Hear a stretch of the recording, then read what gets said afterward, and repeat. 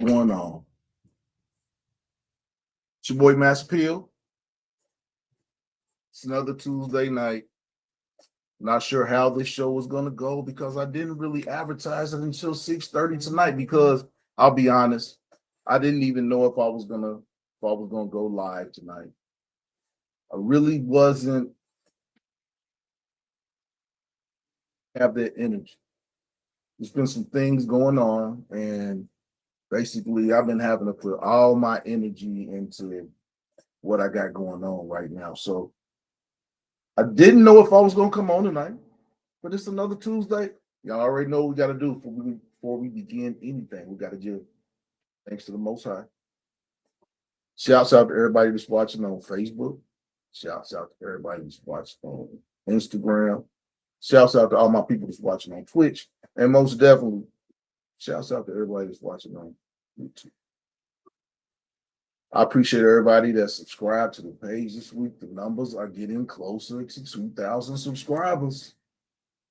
They're getting closer. They're getting closer. I'm getting more engagement with people. Things are going good.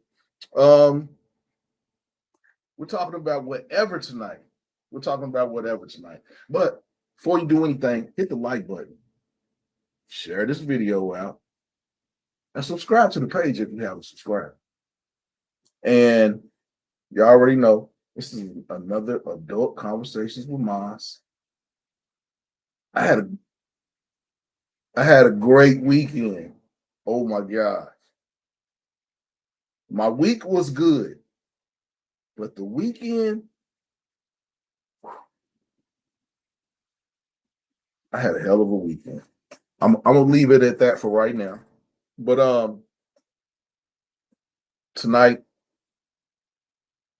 we're gonna talk about Diddy, Jay-Z,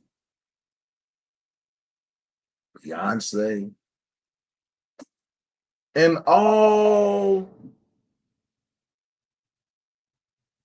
CEOs who stepped down the day that Diddy was indicted. We're also going to talk about Donald and Kamala. You already know that. Kamala's numbers are starting to look real good in Atlanta. Atlanta likes Kamala. Which I mean, that's not.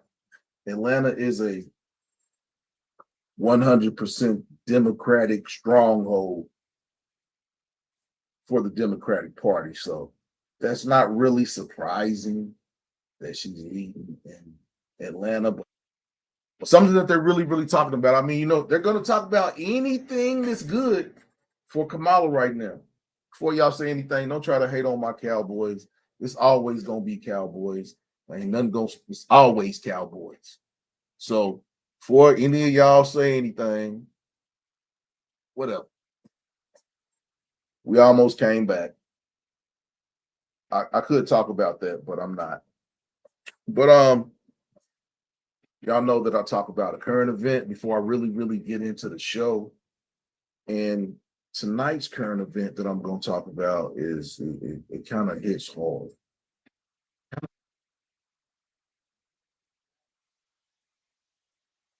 Of the matter is that today Missouri executed someone who convinced that the capital murder that they're saying he committed, the judge wasn't really sure that he committed it. There was always questions about, did Marcellus Williams do what the state was saying that he did? And now this is that it wasn't just Marcellus's family that was pleading for his execution to be commuted. It was the victim's family. Because even the victim's family had doubts that Marcellus Williams was the the person that murdered their family members. But today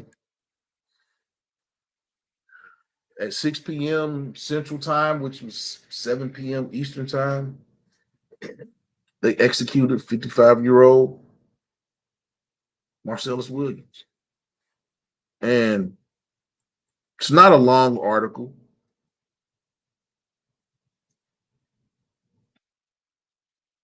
But before we get into tonight's topic, I'm going to read this article to you all. And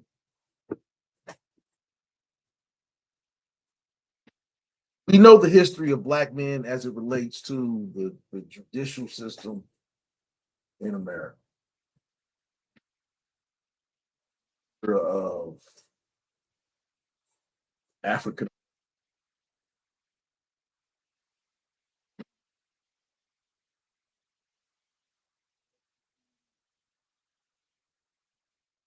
We're not going to say it's the execution. We're going to call it what it is. Murdered under the pretenses of different things. I'm not going to really get into specifics and things of that nature. But we know how the judicial system acts towards Black men in relation to the laws of land. Emmett Till, wrongly executed for nothing.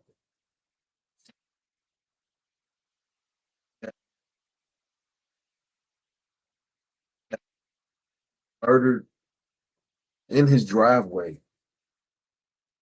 in front of his wife and children.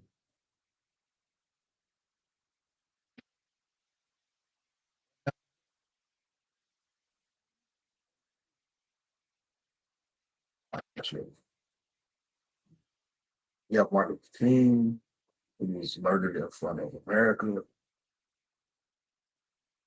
And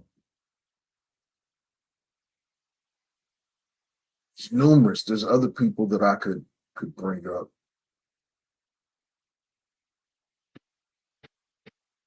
Rodney King.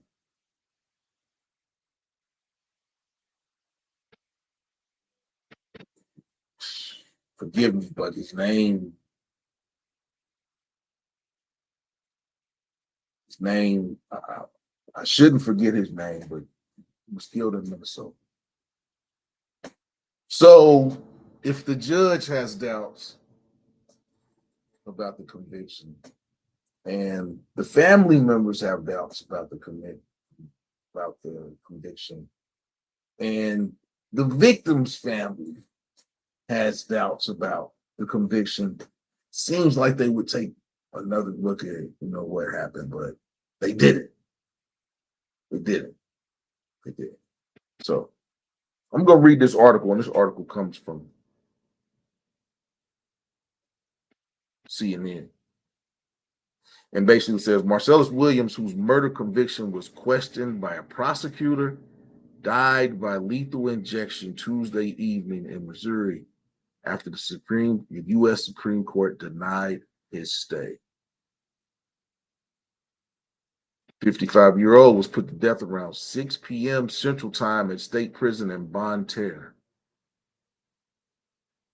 Williams' attorneys have filed a flurry of appeal efforts based on what they described as new evidence, including alleged bias in jury selection and contamination of the murder weapon prior to the trial.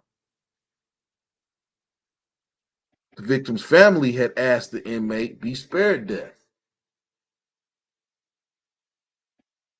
U.S. Supreme Court's actions came a day after Missouri Supreme Court and governor refused to grant a stay of execution.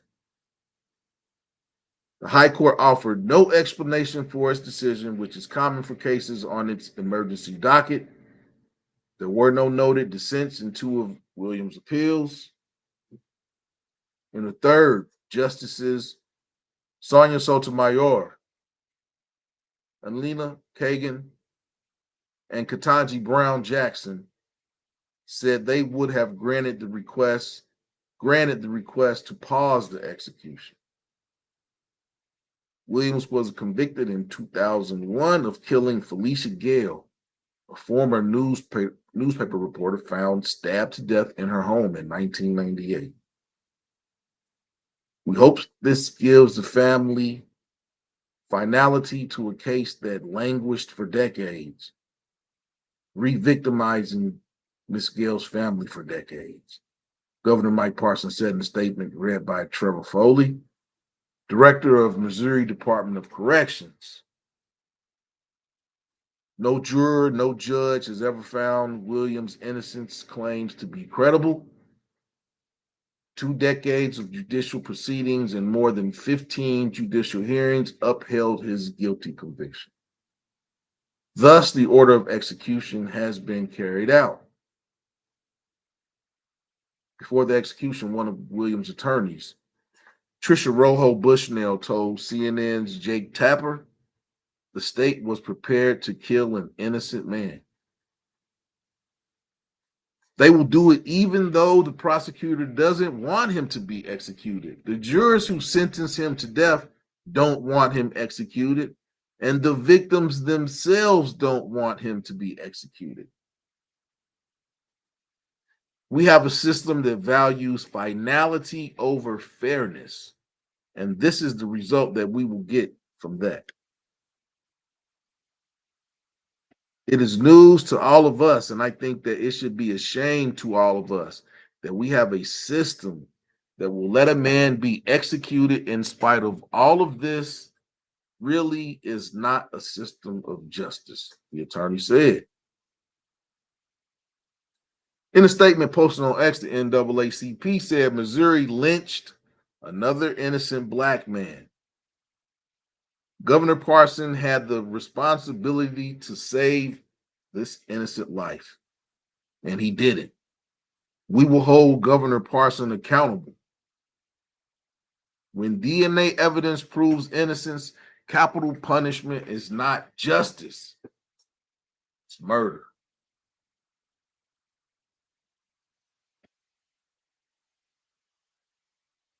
Recently, the top prosecutor in St. Louis County joined Williams' attorneys in asking for the conviction to be overturned. After new testimony from the 2001 trial prosecutor and recent DNA testing showed evidence contamination.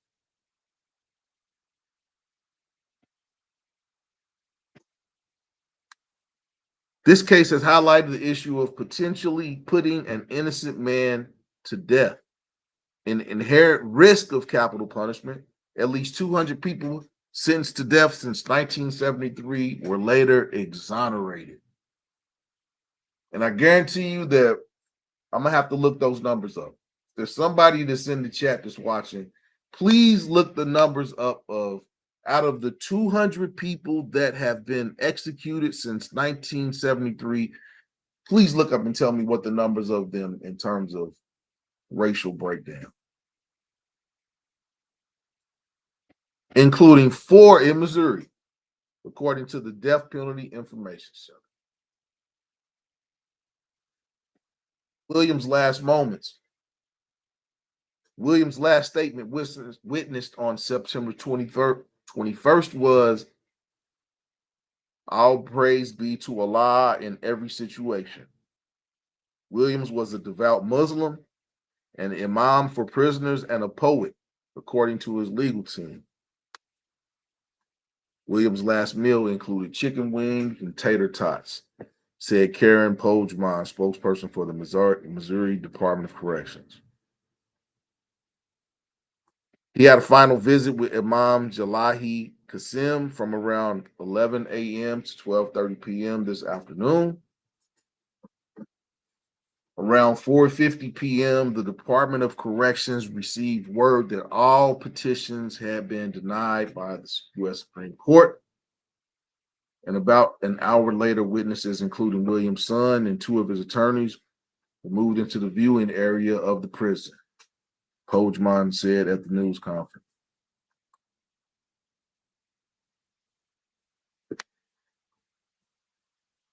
At 6 p.m., State Attorney General Andrew Bailey notified the Department of Corrections that there were no legal impediments to the execution.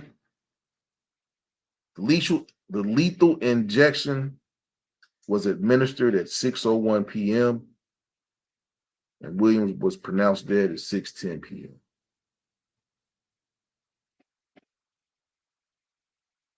It goes on, but I'm just going to read this last part where it talks about the attorneys.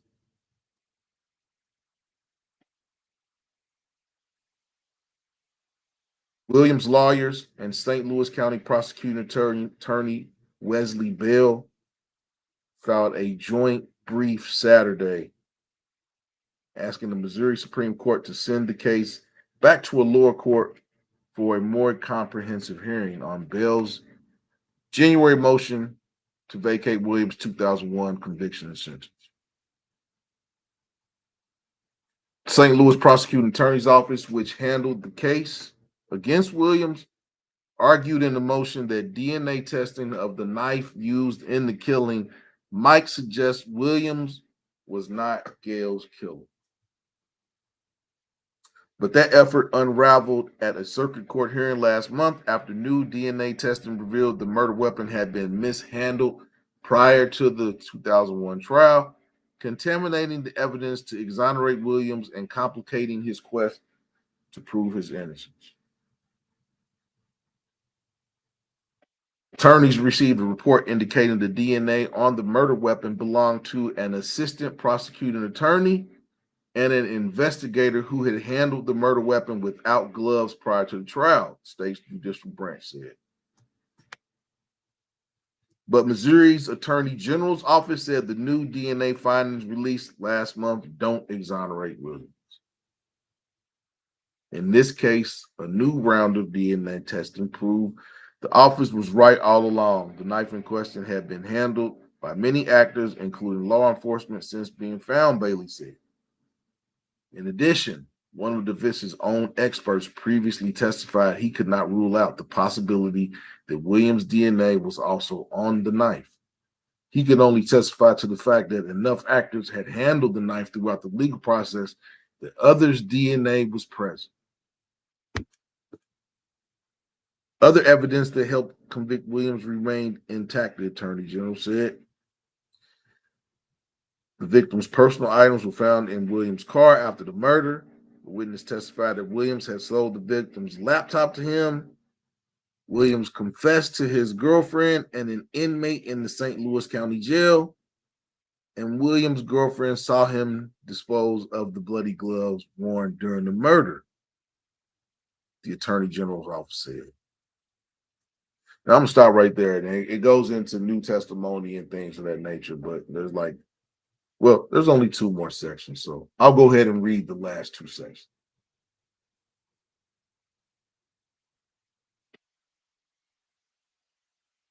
New testimony from the trial prosecutor.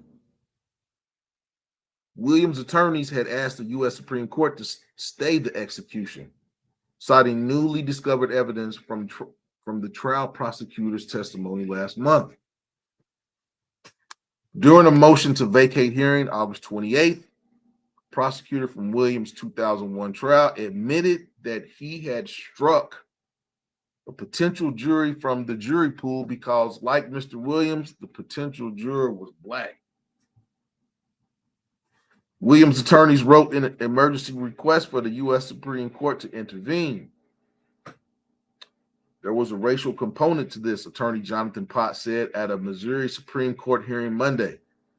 But the Missouri Attorney General's office disputed that interpretation of the trial prosecutor's testimony. He said they looked like brothers, Assistant Attorney General Michael Spillane said at the hearing. They all look alike. What did he say when asked directly? Did you strike someone? Was part of the reason for striking someone because you're Black? He said, no, absolutely not, Spillane said. And he explained that would be a violation. If the attorney who actually struck the juror out says that he did it only because they were black. After the fact, he's saying it now. I only let that juror go because they was black. And the assistant attorney general that's in right now said, "Oh, it don't matter." He testified in front of the judge that this person. So I guess his words don't matter. The attorney is basically putting himself in front of the judge and said, I committed perjury. And they're not going to take that, and they're going to say, no, we're gonna go with what you said when you said it. We're not going to let you perjure yourself.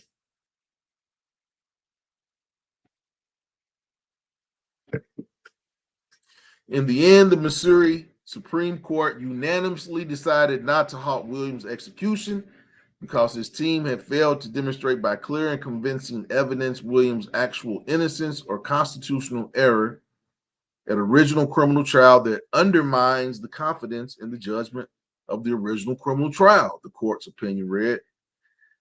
And because this court rejects this appeal on those merits, the motion for stay of execution is overruled as moot. Republican Governor Parsons, who also had the power to halt Williams' execution, said he would not intervene. Mr. Williams has exhausted due process in every judicial avenue, including over 15 hearings attempting to argue his innocence and overturn his conviction, Parsons said after state Supreme Court's decision. Not jury nor court, including trial, appellate, Supreme Court levels, have ever found merit in Williams' innocence claims. At the end of the day, his guilty verdict and sentence of capital punishment were upheld.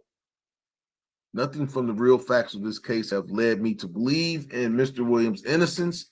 As such, Mr. Williams' punishment will be carried out as ordered by the Supreme Court. And I'll just summarize the last paragraph. And basically, it just says how the victim's family believed that there were some errors when he was tried back in 2001, to the point where they were not confident that he was the person that murdered their family member. So they joined, Jay, as well as the prosecutor, joined the defense attorneys in saying that they wanted to have a retrial and they did not want this man to be executed. But the courts went along with everything that had been said in the original trial, and Marcellus Williams was executed today. Now, like they said, they didn't really expound on it, but the evidence that they said was, I mean, that was kind of insurmountable if all of that evidence was truthful. But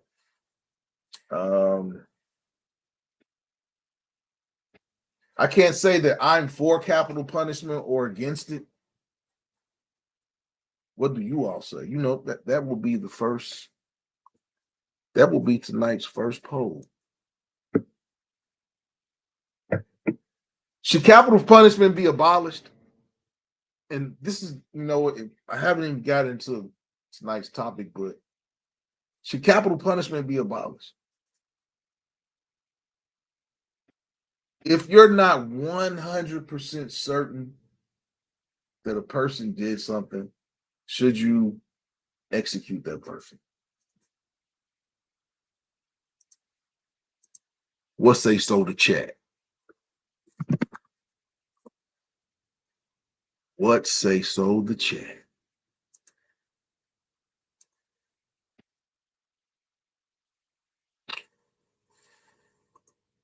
I'm about to put the poll up.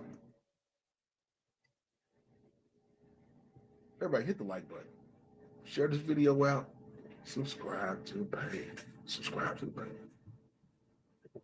Hey, Jeanette, how you doing tonight? Jeanette, you know you one of the beautiful people. Because of the inner beauty that you have, it makes the outer beauty just so much better. The inner beauty makes the outer beauty so much better. And you the homie, so. But yeah. the first poll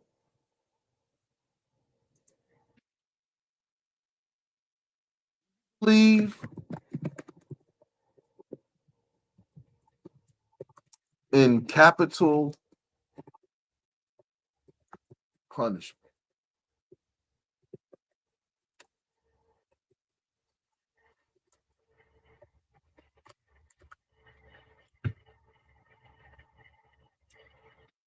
You can't 100% know if someone was guilty. Evidence was tampered with. It was, mishandled. It had all types of DNA on it, where they couldn't even tell if that was your DNA was on it. Now, done no snitching. We'll never know. But it's tangible evidence to show that maybe he did do it. Maybe he did.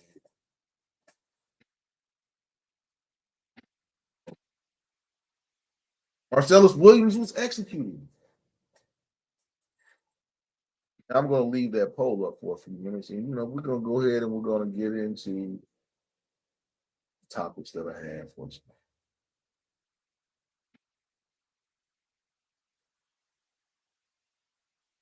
Shouts out to everybody who's watching on Twitch and Instagram, and most definitely Massfield families watching on YouTube.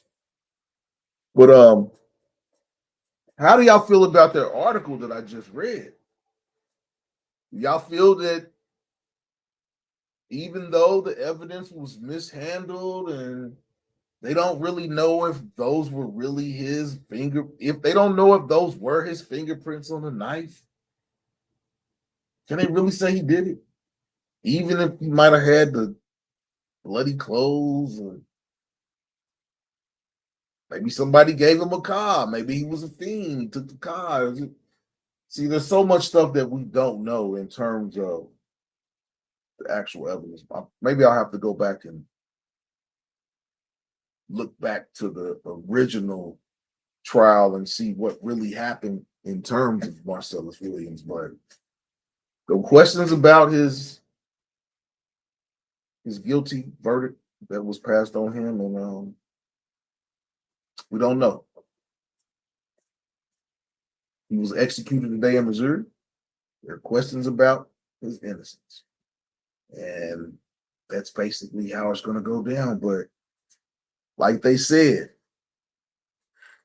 since 1973, over 200 people that have already been executed were actually found to be innocent.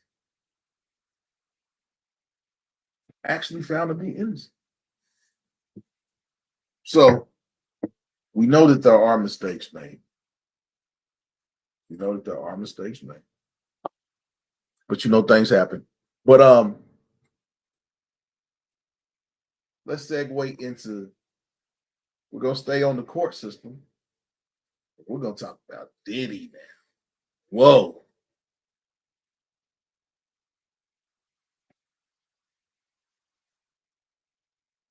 World of trouble.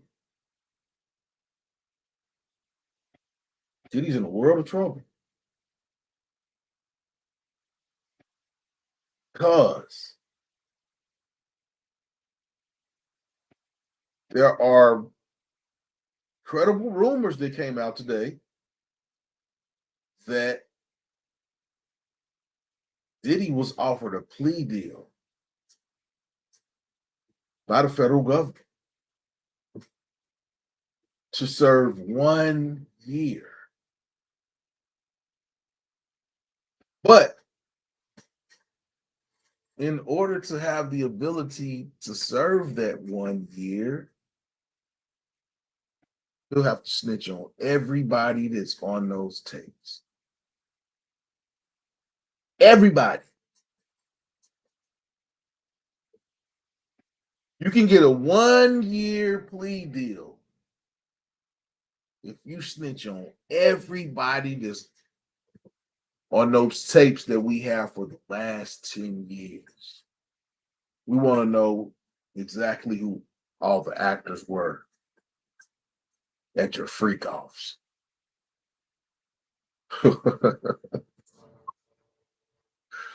Woo-wee. There are people who are actually coming up and saying that Diddy might get killed.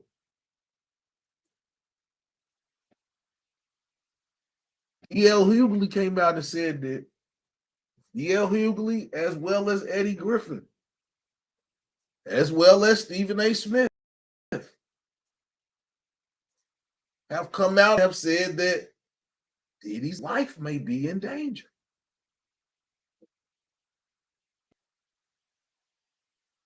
Diddy may get Epstein.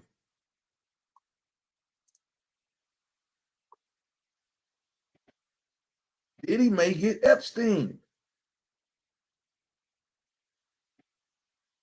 Now, they didn't really put the pressure on him. They didn't put the pressure on him, and they didn't put the pressure on the people that's thinking about doing something. Because if they put out there, we only gonna give you a 1-year plea deal. We're only gonna give you a 1-year plea deal if you snitch on everyone that's on those tapes for the last 10 years. Y'all know how much snitching that would be? Snitching that would be? 10 years worth of tapes?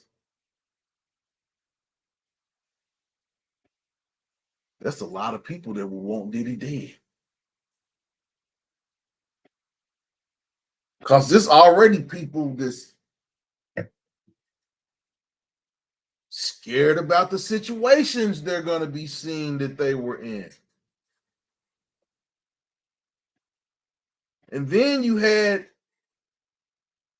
Drake's former publicist, who was also the publicist for Drake and Rihanna, who basically came out 2 days ago and said that Drake, I'm going to say allegedly, you know what? I'm not even going to say the names. I'm going to find the video and I'm going to play it for you all. Because I don't want those words to come out of my mouth.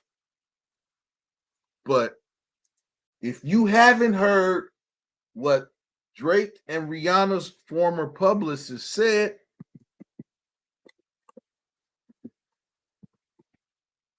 I'm going to let you hear it. And he had a lot to say the least. Now, we're not going to watch the entire interview. If you want to see the entire interview, I'll give you the information of where you can go find it. But we're just going to play a little bit of it. We're just going to play a little bit of it. Let me find it. But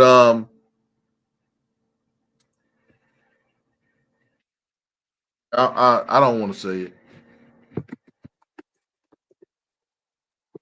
But basically, I'll go ahead and say it. Diddy, Drake, DJ Khaled, Jay-Z, Way in the Morning. He said they're all gay.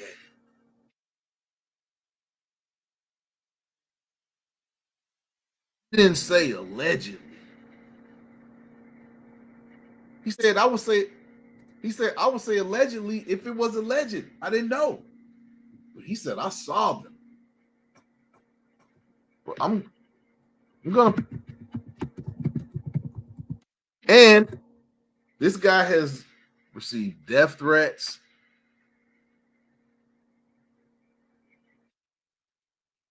Received death threats. Um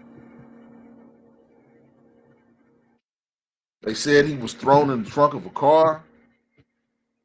And basically, in this interview that he did, he just came out and said that he's not scared of nobody because basically he said he has put measures in front of him that if something happens to him, there's a series of things that are going to come out to ruin people. So basically, he said he's not worried about any of anyone coming at him for what he is saying because he basically said that he has measures in place that if something happens to him, there's a whole lot more information that's going to come out. Um, as well, Kevin Liles resigned from his post. They the Diddy. You're not saying that's a correlation, but Kevin Liles resigned his post the day that Diddy was arrested to say that he's going to help Kamala Harris. Oh, when we finish talking about Diddy, I got some comic relief for y'all. Brothers, you gotta watch out. You gotta watch out, brothers. I'm gonna leave it at that until y'all see this video that I'm gonna show y'all. But I gotta find this publicist because a person can say something and there can be rumor and conjecture on different things different people say. But when somebody comes out the way that this guy came out,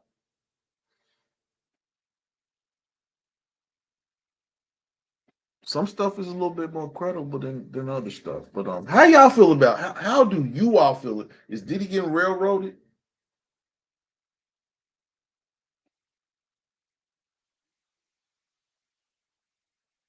Like I said in my last Diddy video, who did Diddy make mad? Who did Diddy make mad? I don't think they would have taken this video down, but I can't seem to find. Oh, hold on. I'm getting close to it. I'm getting close to it. But what this guy said in this interview is pretty damning. Pretty damning. Pretty damning.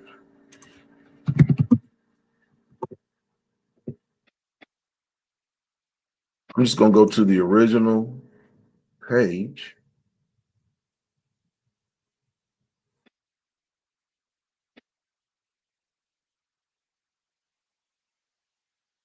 Here we go. Hold on. Now, what I'm about to play for y'all, if y'all haven't seen it, like I said, I'm gonna probably play 3 or 4 clips from it, but you can go watch the whole entire interview for yourself. But what this guy says is wild, to say the least.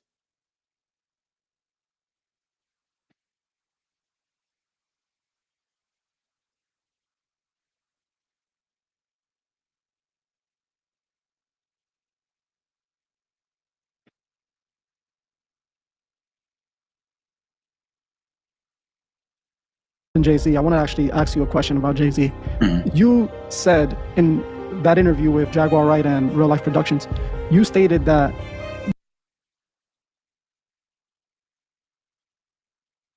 Shouts out to the channel The Truth Is, because this is The Truth Is video, and they have been putting videos out that's really been exposing a lot of what's going on. But as usual, when it's something that I really need y'all to see, it won't play.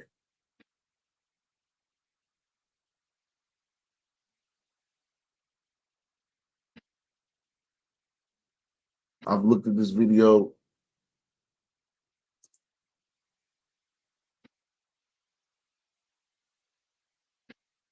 The fact that you mentioned Jay-Z, I want to actually ask you a question about Jay-Z. You said in that interview with Jaguar Wright and Real Life Productions, you stated that you were actually the one responsible for spreading the rumor that Jay-Z and Rihanna had hooked up. Do you believe that? Oh, can you explain why you made that PR move and said that Drake and Rihanna had, not Drake, Jay-Z and Rihanna had something going on? And then can you tell me if you believe any of that could be a possibility? So as far as the rumor, I came out and said that I started the rumor a long time ago because I was told that I would be rewarded significantly. Okay. You know, for coming out and saying that I started the rumor, and it stuck. I was to be the one that was to fall on the sword, so to speak. When she was 16 years old, and she was discovered in Barbados, Correct. And she was in a hotel room with a grown man who we don't know what he was there for, but Rihanna ended up going from there to Jay-Z's office in a matter of months. At any moment, did you personally feel that? The fact that you mentioned Jay-Z, I want to actually ask you a question about Jay-Z.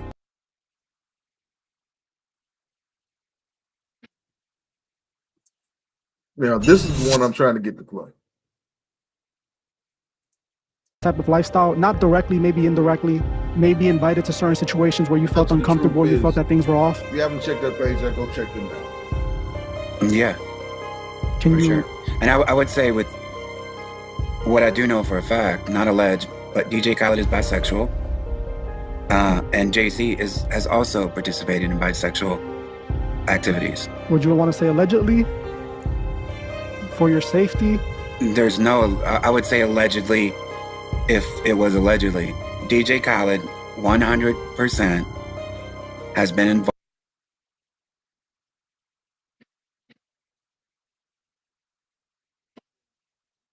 I'm gonna sit here and try to get the other one played. I'm gonna sit here and try to let this buffer, because y'all need to hear this.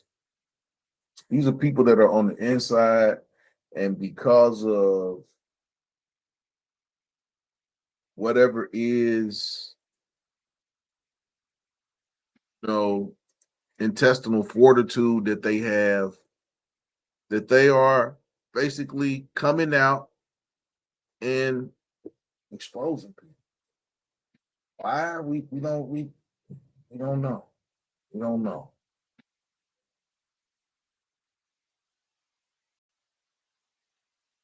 A lot going on at those freak off parties.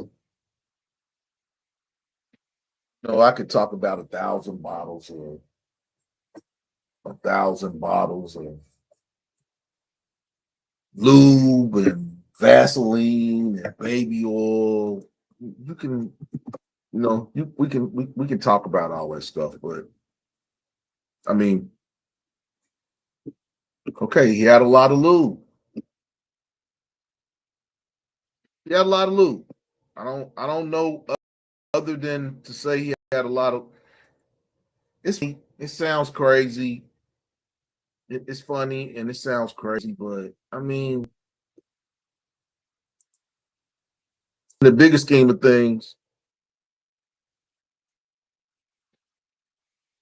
I'm trying to go over here to YouTube so I can. Okay. Go to YouTube to see who I need to talk to. We can talk about the lube and whatever, but I mean, I think the lube is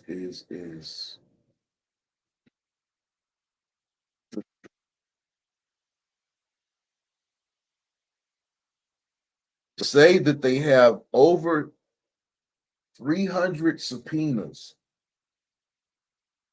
that they are prepared to send out in order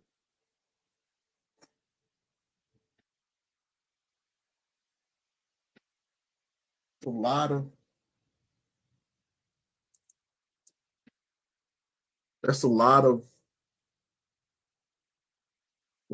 subpoenas. That's a lot of people that they want to talk to.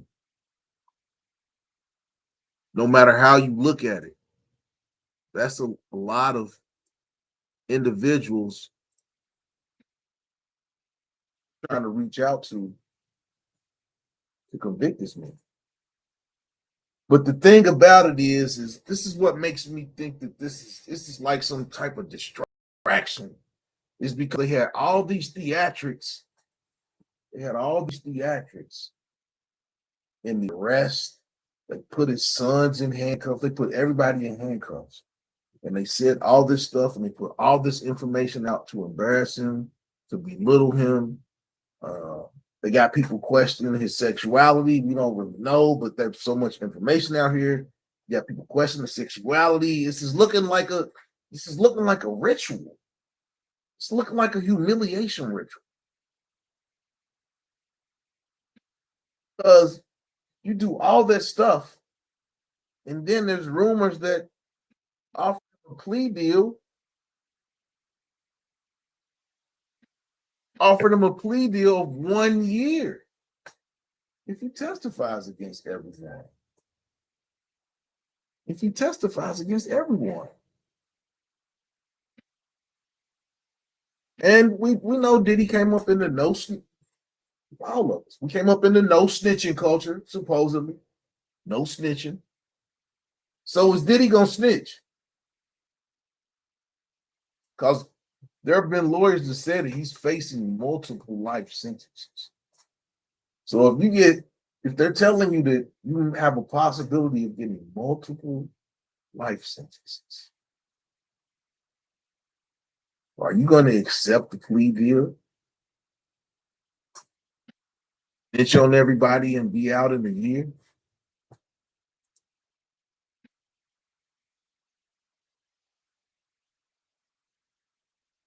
Snitch on everybody and get out in a year.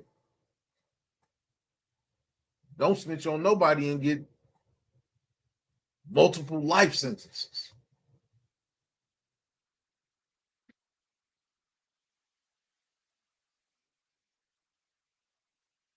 Like the type of use all their baby oil. Wow.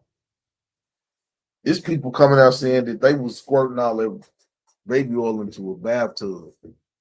You had to get in the bathtub and get it shiny and then get out and then walk around after you didn't got in the bathtub full of baby oil. Lubricant. Therefore, as many innocent people that are in jail, there are as many guilty people.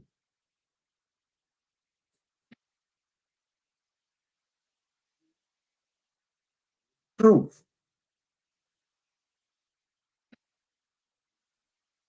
I cannot argue that.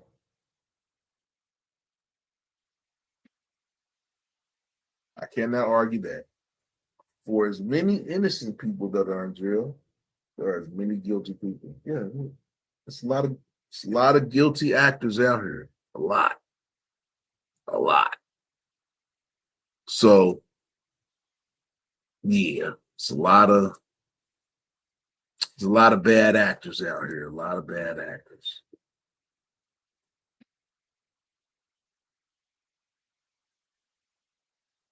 Mitch.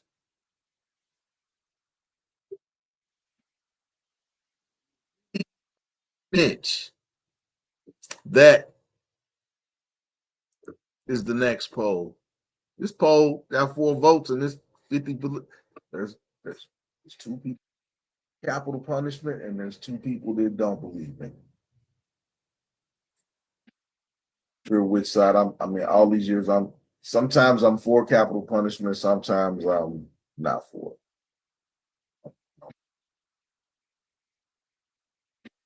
Not sure what that's all about. But yeah, it's 50-50. So we're gonna do the next poll. And the next poll is, did he snitch?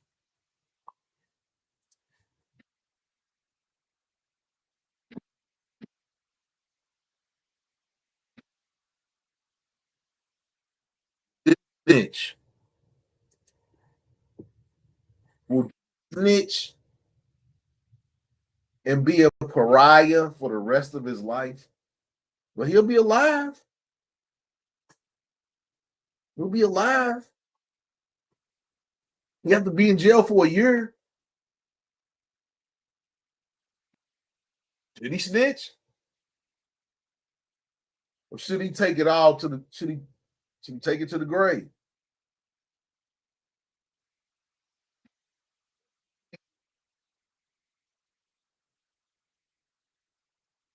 What shit did he do?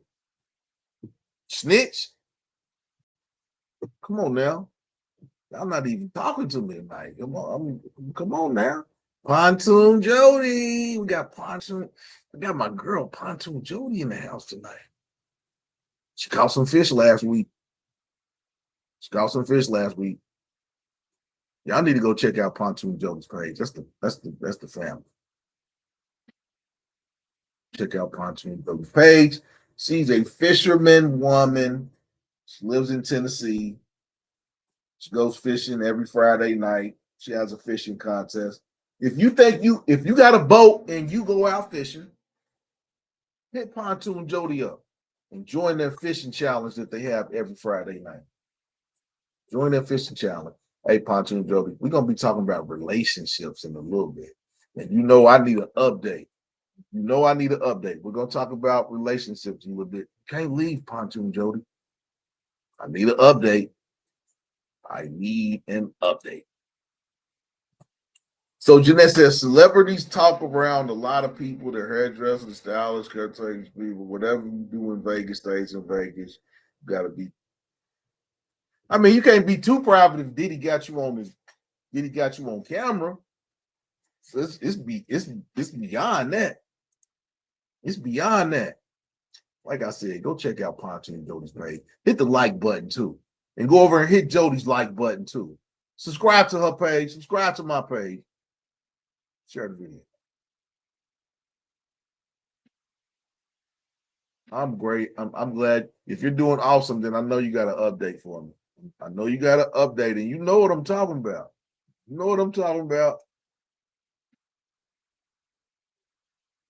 Denzel Washington's marriage, LL Cool J marriage in the news. They keep it private. Yeah, LL Cool J got that new song with Eminem. It's fire. I'm gonna put it out there. My cousin told me that LL Cool J has a new album out. This is off topic. LL Cool J has a new album out.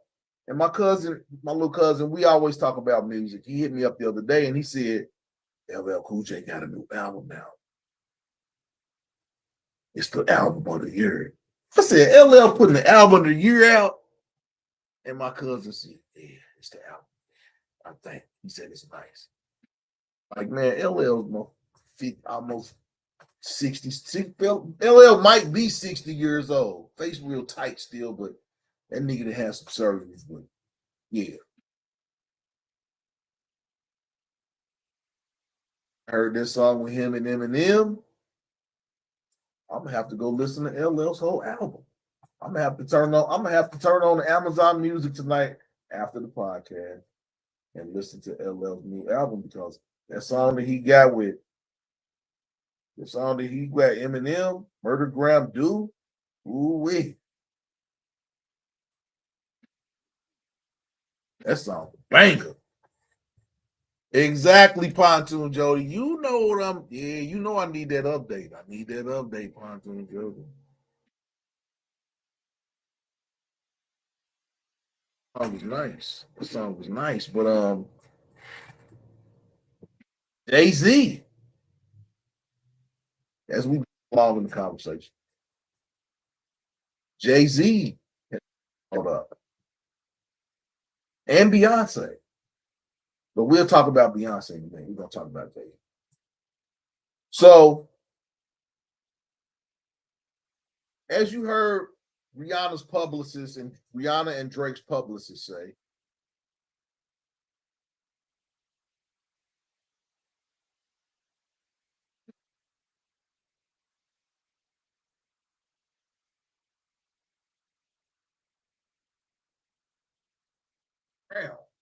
when she was 14, 15. I mean, she was young.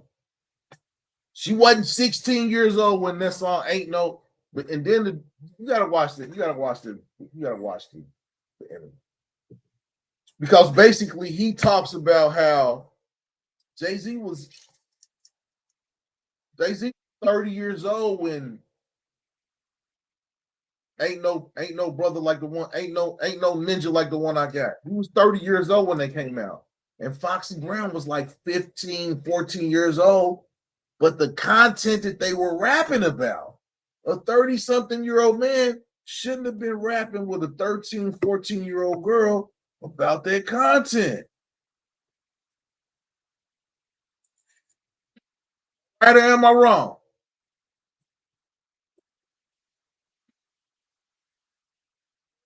Year-old man, go back and listen to Jay-Z's song, Ain't No Ninja. Listen to this song.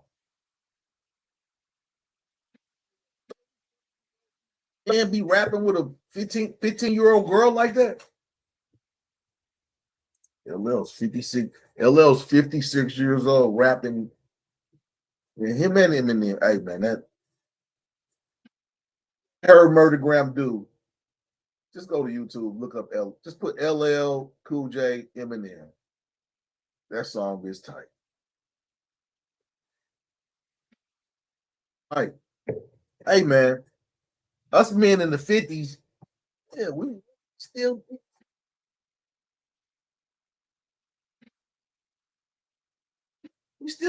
it. We still doing it. Yeah, us dude in the 50s, we still doing it. Still doing it. But back to Jay-Z.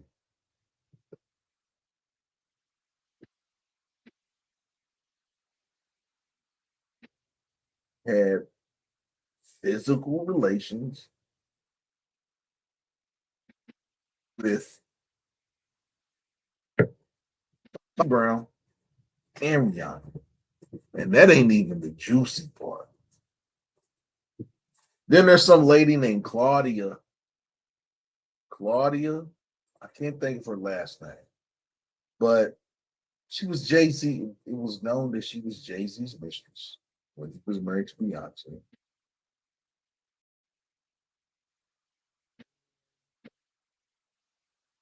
She came up pregnant.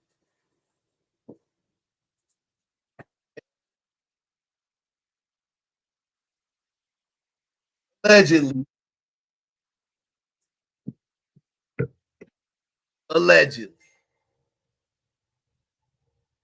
24 hours after she let Jay-Z know that she wasn't having an abortion and she was going public with the relationship, she came up dead.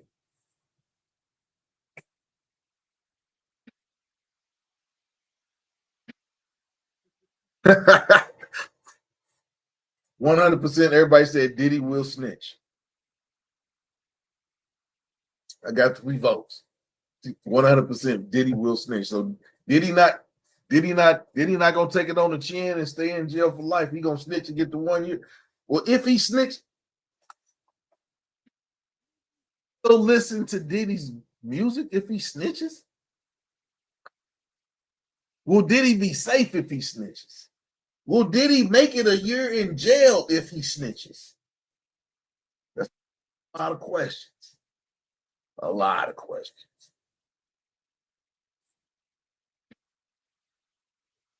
But how y'all feel about Jay-Z? There's a whole lot of stuff coming out about Jay-Z. He's been real quiet. He ain't backing his boy up. They was armed. They was side by side flexing and all them Def Jam, such and such white party that Jay-Z ain't been nowhere. Where Jay-Z at?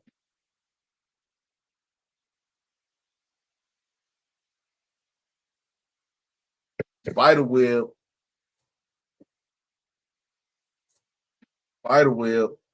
Neo, Rick Ross.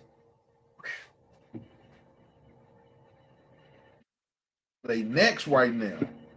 Rick Ross' baby mama, she talking about he's complicit in murders, and they said that Rick Ross's baby mama is negotiating with the FBI to go into witness protection to snitch on him about some murders. Cat Williams did say this was going to be the year of exposure. There's a whole lot of people getting exposed. Or everything went down. Cat Williams said it's a whole lot of people about to get exposed. And there's a lot of people that's getting exposed. A lot of people that's getting exposed.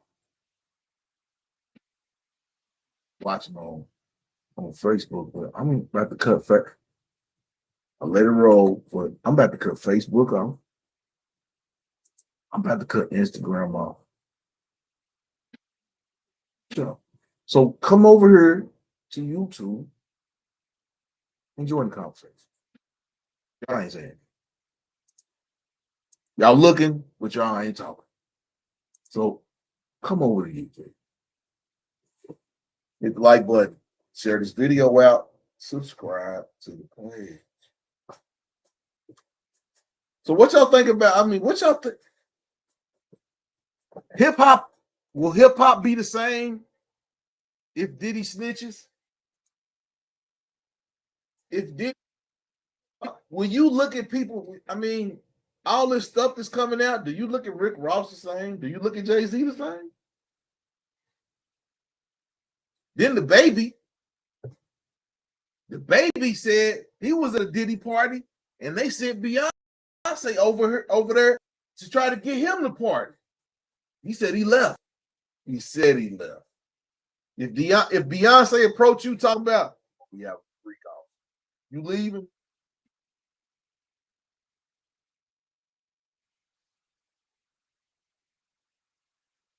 They come up to you and say, we about to have a freak off. Are you leaving?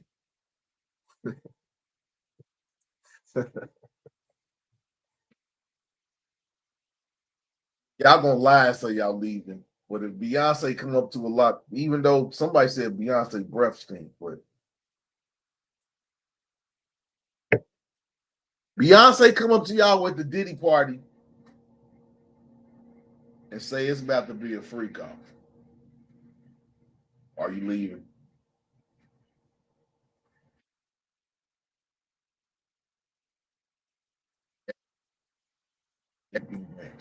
Yeah, they coming at his neck. They bringing out all this Rihanna stuff. The publicist is coming out with the Rihanna stuff. I mean, we already didn't talk. I mean, but think about this. If they get Jay-Z,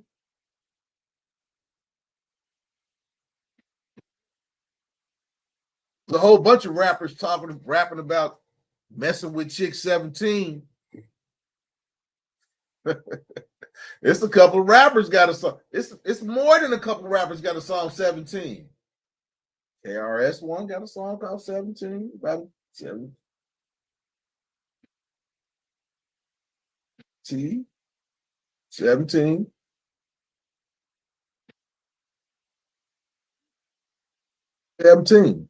But a lot of states, law is 16. That's why they had the songs 17.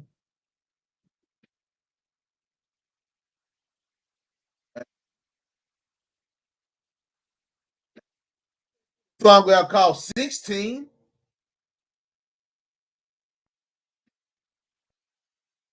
Oh, 17. You can be like the king of them all, Jerry Lee Lewis. He married his 13-year-old cousin, and he was 32. Nobody never want to bring up Jerry Lee Lewis. Jerry Lee Lewis is 32 years old, and not only did he marry his cousin, but she was 13.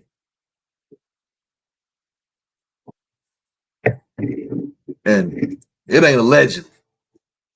Jerry Lee Lewis, 13-year-old wife. They have pictures and everything.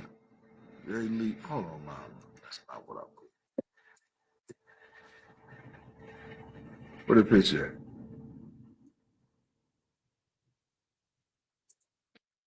Yeah. We'll show y'all this picture.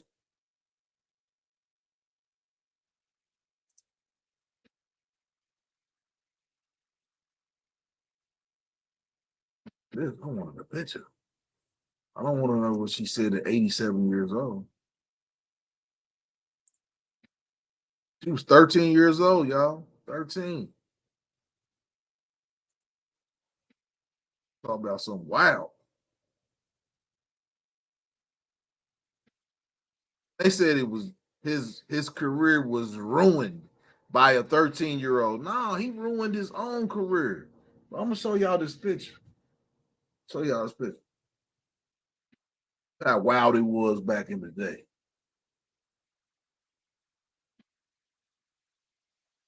He's 32 years old. 32. That's his 13-year-old wife, Jerry Lee Lewis.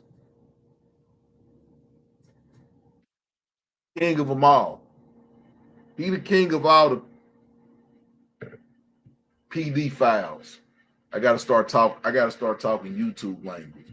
He's the king of the PDF files. PDF files. He's the king of them. He was 32 and his wife was 13. Make it make sense. Make it make sense. Even for the 60s, make it make sense. So you can say what you want about Diddy and all this stuff. And if you're gonna talk about Diddy, then why didn't y'all do nothing to Hugh Hefner?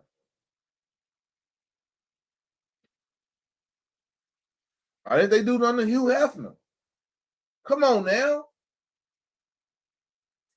You're gonna go after Diddy, but we gonna act like we don't act like Hugh Hefner didn't have a Playboy mansion and the women was walking. He had young women walking around in bunny suits. So we gonna act like that. We gonna act like that didn't happen in our face. Come on, man. Come on. We're not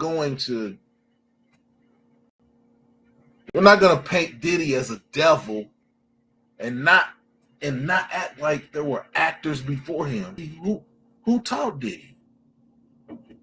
For all intents and purposes, people are saying that Diddy wasn't. This ain't who Diddy was. Who taught Diddy? Who turned Diddy out? Because hurt people hurt people. Who turned Diddy out?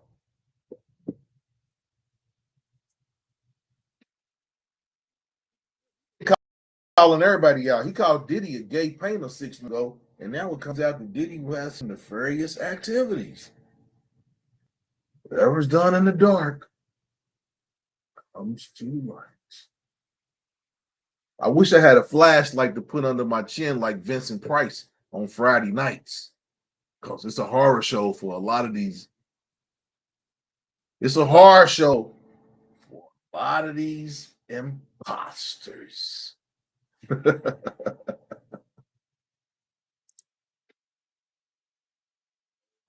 a whole lot going on for them imposters. But only thing I didn't really have too much to say about Beyonce, other than the baby, the light-skinned rapper from North Carolina.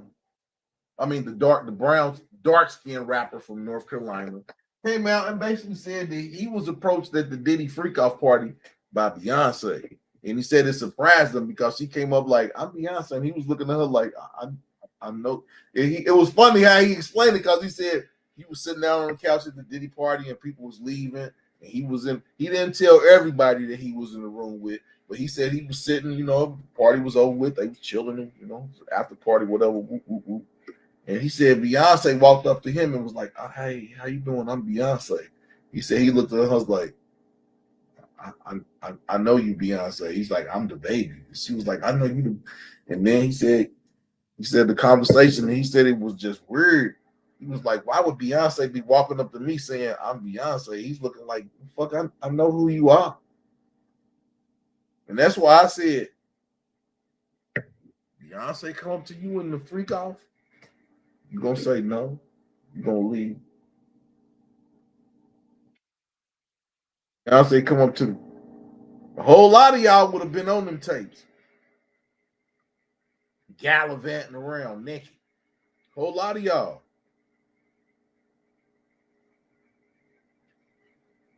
But it just seemed like a whole lot of people that was going to them Diddy party, they was thirsty for the experience. They was thirsty to say, oh, I did this at the Diddy party.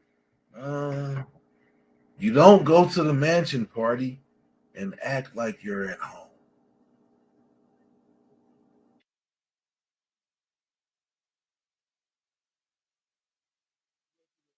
To the mansion party and you act like you in somebody's mansion and you get the fuck on.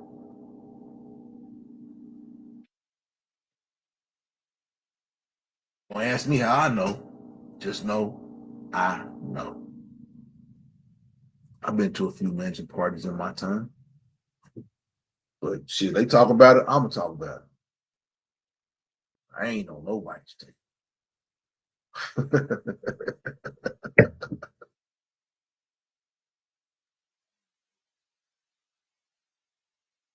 Oh, Dark Star said Clive Davis turned out. We talked about Clive Davis on the show last Thursday. Clive Davis' name is tied to a whole lot of his artists that died.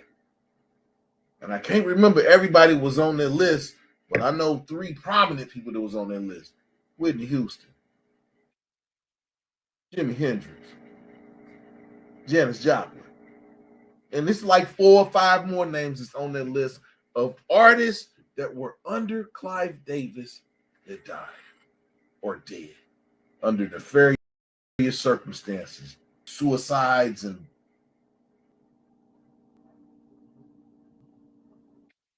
heart attacks and aneurysms.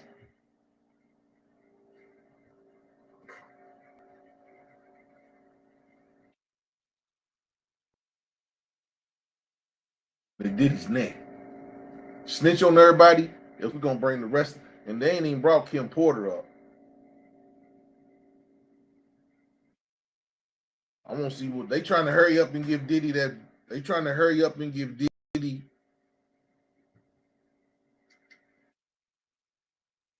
that agreement because he's on the time clock. Because once that Kim Porter memoir come out, that came out, and somebody sent it to the lawyer. Once that book come out, I ain't no lawyer, but I can say that all offers will be off the table just from the stuff that they've said about it. And they've already talked about her last excerpt in the book that they're going to publish. And Diddy got some hard decisions to make in the next 14 to 21 days. He got some hard decisions to make. Hard decisions to make. Shout out to the Cowboys. We be all right. It's 14 more games. Shut up. Like button. It's 14 more games. I'm in Cincinnati and the Bengals is 0-3, so I'm good. The Bengals is 0-3. They got smacked by the Washington Stink Deadskins last night. You can't make. They got beat by the Washington Stink Deadskins last night. So Cincinnati fans, sit y'all ass down. It's all about the Cowboys. That's why I went up in this stadium with my Cowboy stuff. Yeah. Washington Stink Deadskins came in y'all's home, beat y'all. The rest of them, all of these people, Whitney Houston, Janis Joplin, Jimi Hendrix, Mama Cass, Jim Morrison, Kurt Cobain, Amy Winehouse, they all died under crazy circumstances where the only person that was going to make money was Clive Davis after they died.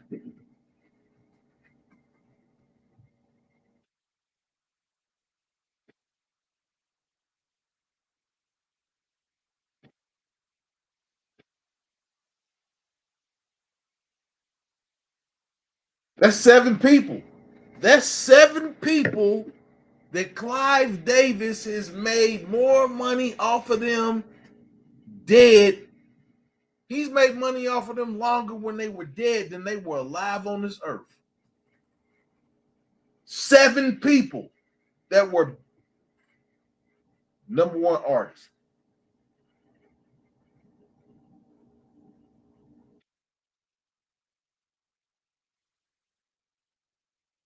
Now, I'm not saying nothing that's crazy. I'm just saying the truth. How many Doors albums sold after Jim Morrison died? How many Nirvana albums sold after Kurt Cobain died? How many Amy Winehouse albums sold after she died?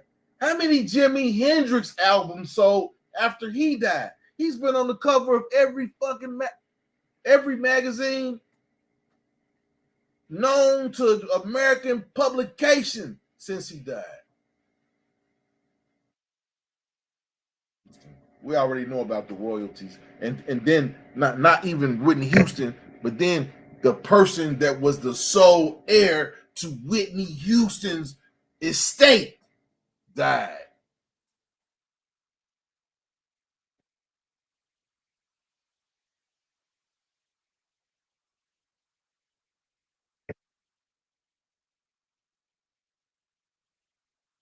Exactly. My homie, Tana. SoFi Santana, ladies. SoFi Santana's in the house, ladies. The company, yeah, they got life insurance on all their artists.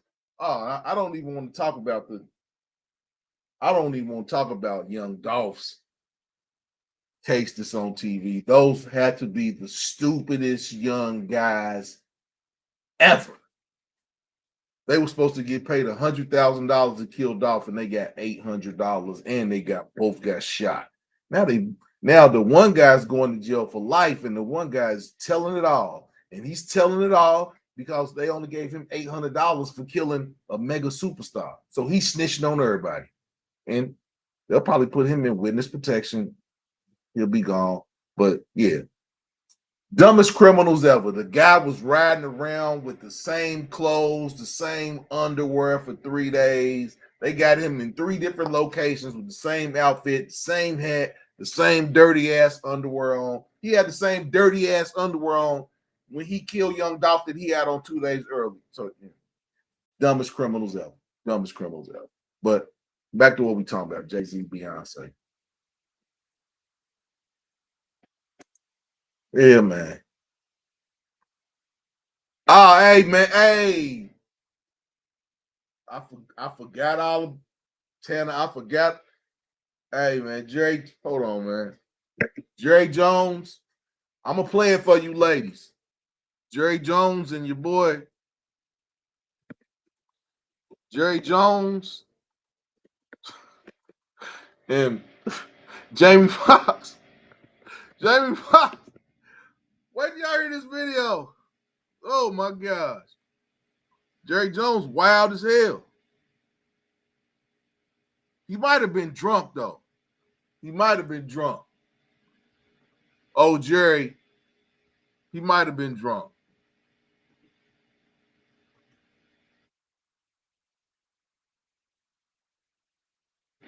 That old Jerry Jones. Hold on. Hold on, y'all. Jerry Jones a wild man. Jerry Jones. My man said, I ain't gonna even say it. No, I'm after Jerry say what he gonna say, I'm gonna say pause, because yeah, we pausing that.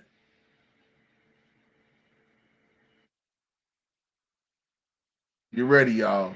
Just listen to Jerry Jones. Don't listen to nothing else.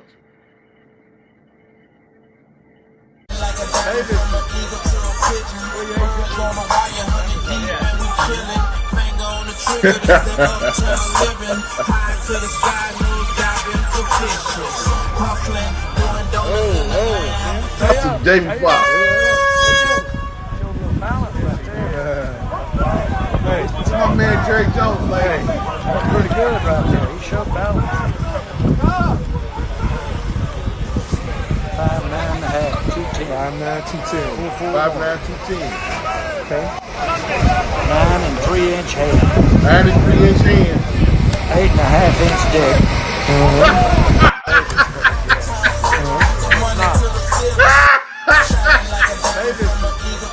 Yeah, 9 and 3/4 hands and 8.5 inch. Which I heard one more time so y'all can crack up. Oh man, Jerry Jones was wild boy. Stay up. Stay up. I'm playing one more time for y'all. Hey, that's pretty good right there. He shoved out. Right there, y'all. 5'9.5", 210. 5'9", 210. 441. Okay. 9 and 3-inch head. 8.5-inch dick. Look at Jamie Foxx's face, y'all. Look at Jamie Foxx's face, y'all, when he said, yeah, 8.5 inch. Look at Jamie Foxx's face. He said, yeah, I got to cut this out right now. Is that the real Jamie Foxx? Hey, Jerry Jones a wild boy, y'all. Jerry Jones, wild dude. He know the measurements, and everything. Hands, size, and weight, and how long somebody jank is. Jerry Jones is a magician or something. What the hell's going on? Hey, I got my cowboy hat on. But yeah, I do not approve Jerry Jones' message. We'll leave it at that. Dark Star. This goes back a while. Clark Gable, Sidney Poitier, Harry Belafonte, Sammy Davis Jr., Roman Polanski, and the Tate LaBianca murder. They've been messing with little girls. Roman Polanski. We ain't gonna get hold on. We forgot one person. Woody Allen. Woody Allen adopted a girl, groomed her, divorced his wife, then married his stepdaughter. He's a nasty scoundrel. He going to hell. It's a special place in hell for him.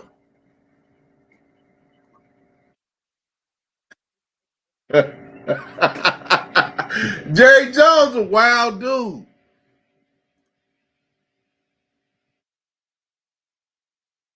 Yeah. But we're gonna move on. We're gonna get to the relation. We're gonna talk about relation. I don't know if we're gonna get to Donald and Kamala tonight, but we had an hour and 23. Hit the like button, subscribe to the page, share this video out. We're gonna get to the relationship portion of the page. Relationship portion of the show. I said page, so I'm about my web page. We're gonna get to the relationship portion of the show.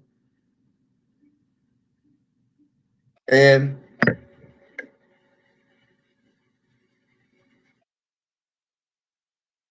these ladies just don't understand.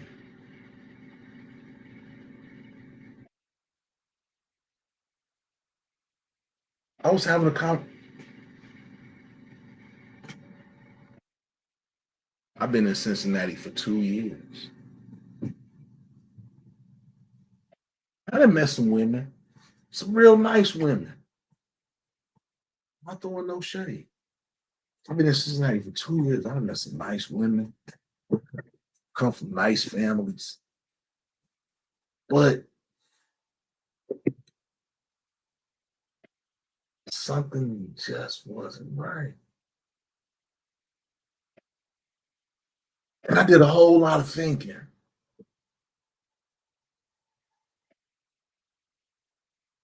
Understood what was going on.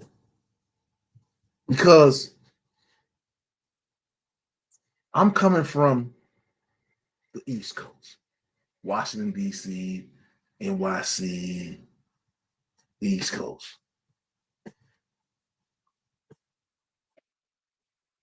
There are no manufacturing companies on the East Coast.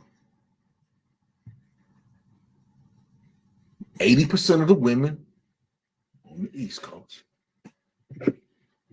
work white collar jobs, going to an office every day. It's a different mentality. And I moved to Cincinnati, industrial, manufacturing. Some women work white collar jobs, but for the most part, manufacturing, Midwest, manufacturing. You from the Midwest, manufacturing. Manufacturing jobs is more scrap and scrabble. Yes, women are different than they're different than East Coast women, they're different than West Coast women, and they're different than women in the South. And where Midwest women are different than West Coast, East Coast, and the South is you got Southern hospitality. West Coast, you got women, weed, and weather. Coast, you got the East Coast state of mind. Get money. West is more of a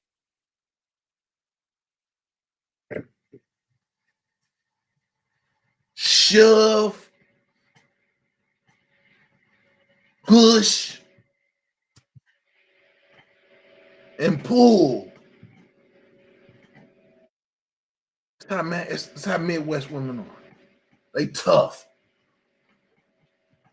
And I just came to a realization of that because I was butting my head into the wall because I couldn't understand it. And then I understood. Midwest is more manufacturing. These chicks ain't working in no office. These chicks is putting work boots on. They putting work boots on and their elbows is taped up. And they got hard hats on. So it's a different type of woman.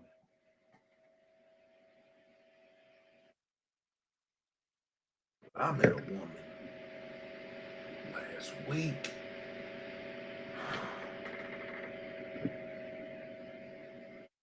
I ain't even saying no names. But boy. Left your mark on me, girl. You left your mark on me.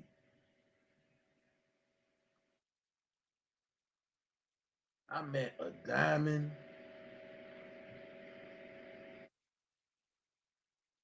All these tough muscle shirt wearing chicks.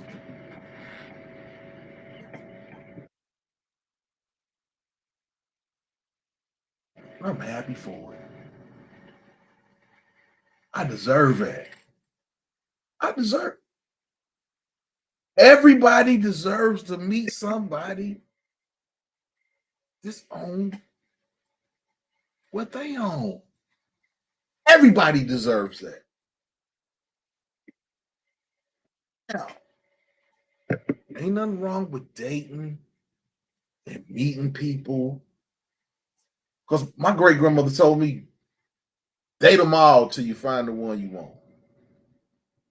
I guess I've been dating them all as life has gone.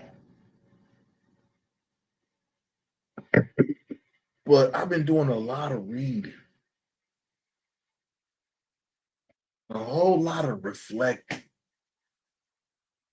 And I've had women tell me that we're friends and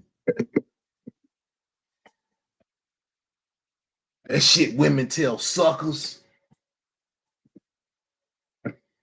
Oh, we friends, and when they don't get what they want, that friendship go out the door. That ain't no friend. That's a puppet. That's somebody that's playing a role to get you to fit their program. No. I want the real woman. I want the woman that's gonna be her. If she don't like something, she gonna say, "Oh, I like that." Men, just like men don't want no yes man around them. Men most definitely don't need no yes woman. But the woman I met this weekend, ooh wait.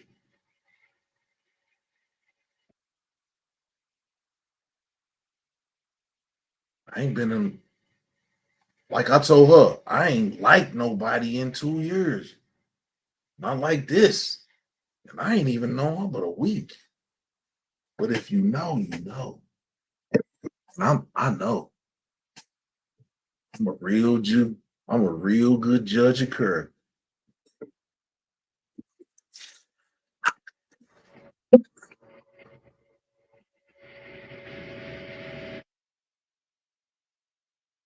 See what thinking about a woman to do? Shit. See what thinking about a woman to do? I didn't even think about putting my hand on top of the thinking about a damn woman. Yeah, even when y'all good, I'll put it, man. Golly. Ooh-wee.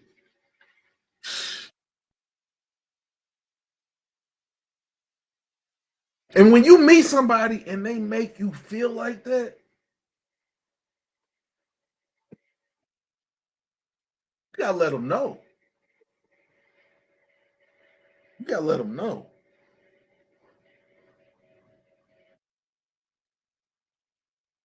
Because it's a whole lot of people. It's homosexual time, y'all. It's homosexual. Yeah, I gotta say this shit because somebody been some chick that came into my show. She had to come into my show because ain't nobody else said nothing about no homosexuals. But this chick had a whole show about homosexuals. So this chick then took, it's homosexual season. Men and women. Women can be hobos too. It's people that's trying to latch on you in the final quarter of the year. But we ain't talking about that. We're gonna get back to so I met this fine. We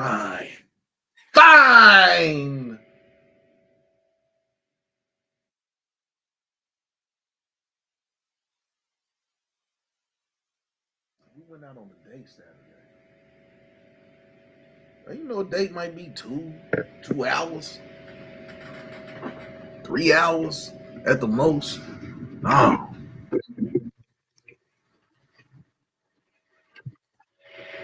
We was together all day.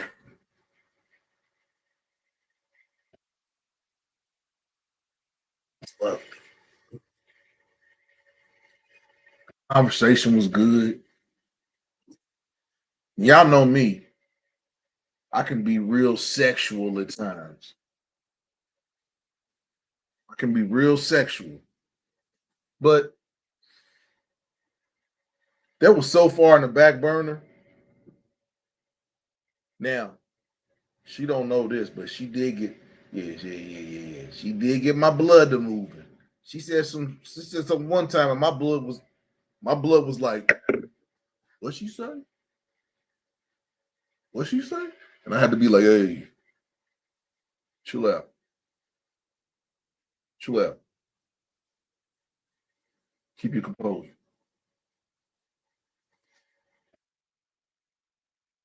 How you meet somebody?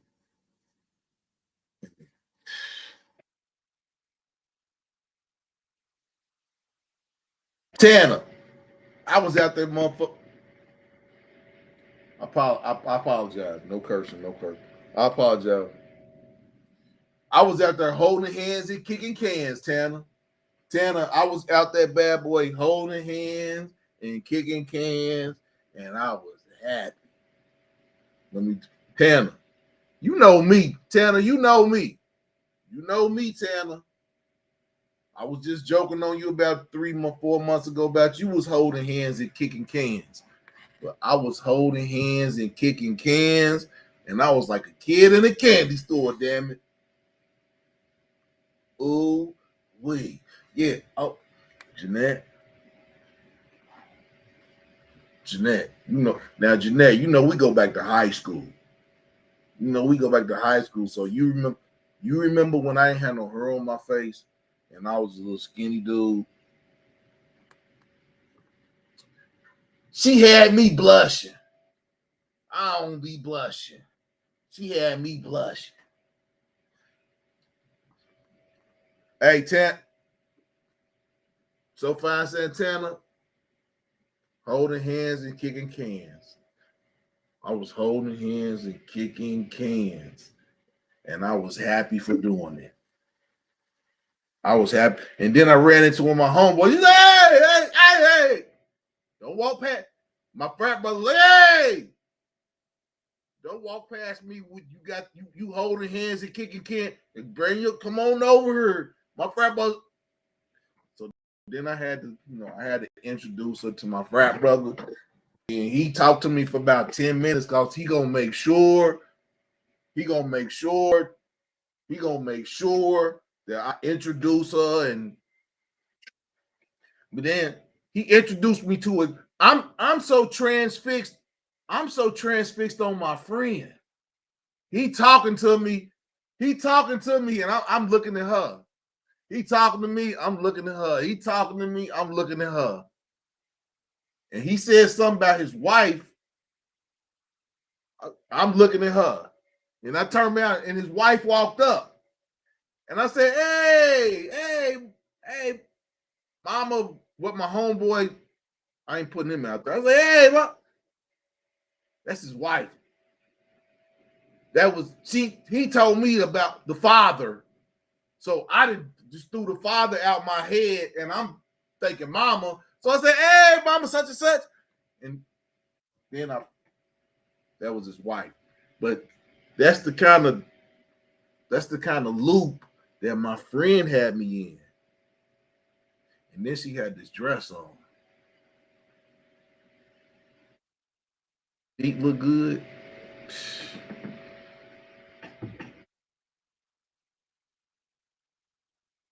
Tana McCameron.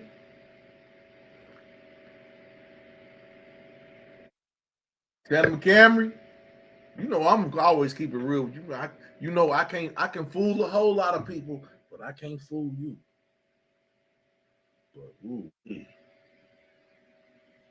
I think I was kind of smitten. But back to what I was saying.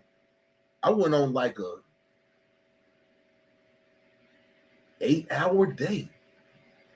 It was an all-day date. All day.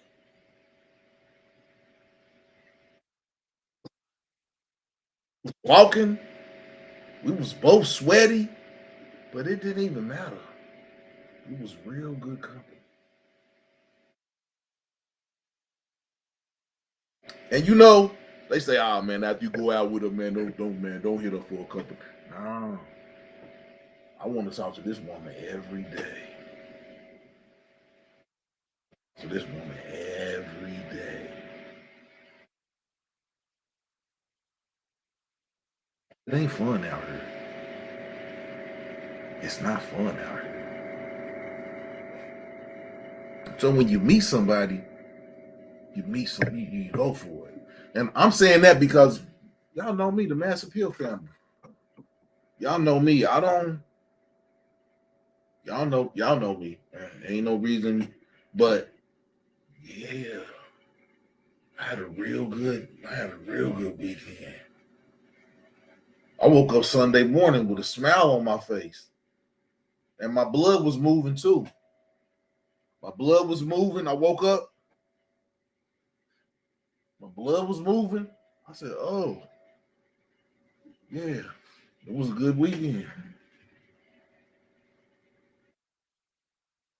I'm not gonna say I was a kid again. I ain't gonna say I was a kid again. I'm not gonna say that. I was a grown man, but I had a great time. I did feel like kid in the candy store. I had all kind of chocolate kisses. I had all kind of chocolate kisses next to me.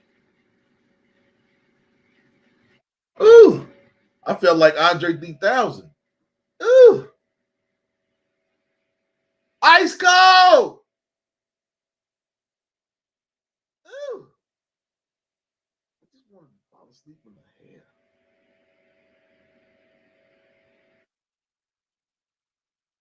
Okay, I'm back, y'all. I'm back. Ice cold. Ooh.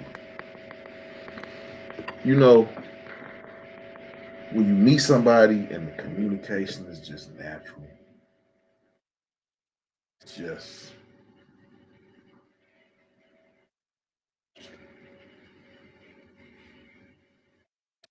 not like every second that we was together, we was talking. It's like even the silence was cool. One of those situations where you could just be with somebody and you don't even have to really be talking all the time. It was just real cool and it real. My mind was in. My mind was transfixed, and I let her know this. And I let her know that I really ain't. I mean, I've had friends, and I thought that but this was a different type of feeling. It was good. It was good. Y'all know I ain't bringing no Kevin Samuels. If I'd have brought up Kevin Samuels, it probably would have messed up something. So I didn't bring no Kevin Samuels up. But y'all know I'm a motherfucker talking my shit on the show. It's Kevin, yeah, it's Kevin Samuels over here. So yeah. Oh yeah, I was cheesing, but yeah, it's still all Kevin Samuels over here. It's all Kevin Samuels. It's all Kevin Samuels. So yeah, it was a good time. I had a great time. It was a lovely time. Yeah. I ain't wanted to talk to nobody. I don't want to talk to nobody every day, but I want to talk to her every day. I talk to my mom I don't talk to my mom every day, but I talk to yeah. But I won't talk to her every day.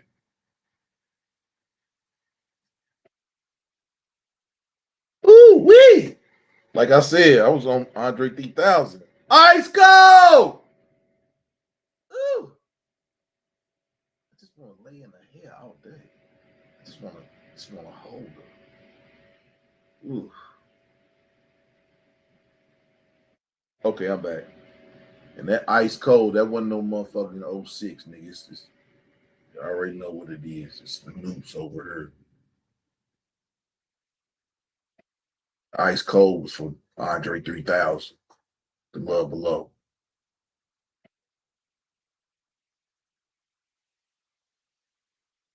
But man, back to the Jody. Jody, did you leave? Jody, are you in the background watching or did you leave? I need you to step to the front. You know we need an update. Jody, where you at? Where you at, Jody? But I had a great weekend.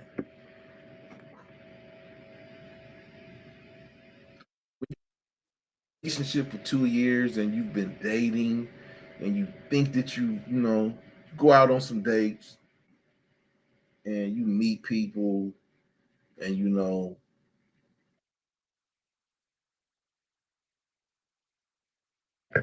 I do some chasing. Now, when I say this, don't get mad, ladies. Don't get mad, ladies. But I like some chasing. I like to be chased too. I run into my feet might start hurting. I like to be chased too. But I feel like I gotta keep changing the goal line. You keep changing the goal line. I gotta keep on. Come on.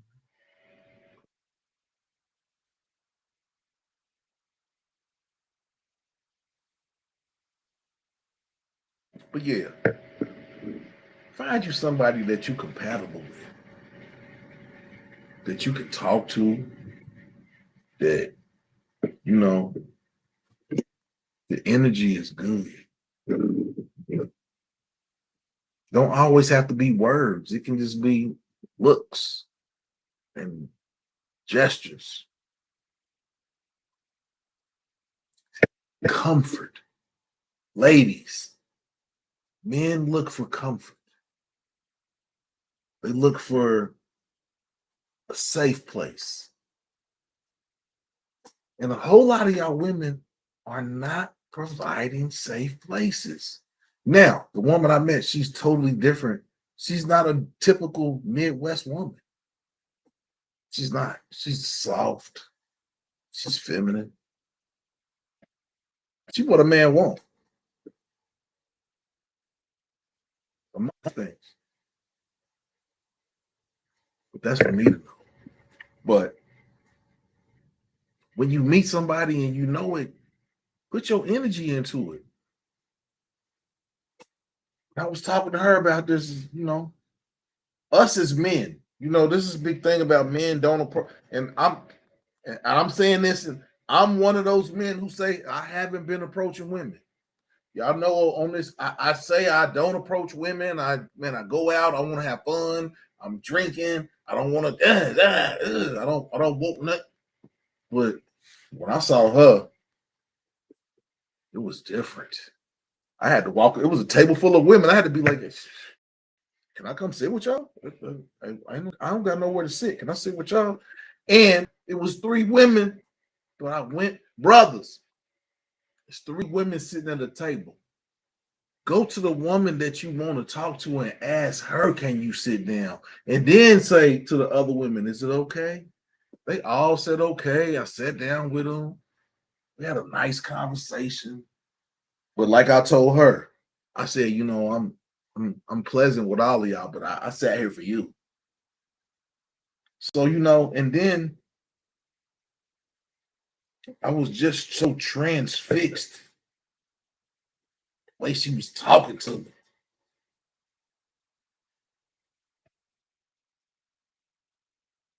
It was a change of pace. And the conversation was so good, and my friends were so nice. Her cousin was crazy. Her cousin was funny as her cousin, they was all beautiful. It was all beautiful. But her friend left, and then another friend left. I said, "Oh, you can ready to go over to the car." I was like, "I need your info. I'm smitten. I'm caught up in your web." She had me caught up in the web, y'all. But you can meet somebody out because y'all already know I'm not with that. I met you at the club. I met you. Y'all already know when I go out, I'm going out to have fun. I really ain't been it, but it was different. Like she had the glow. It wasn't no soul glow because she didn't have no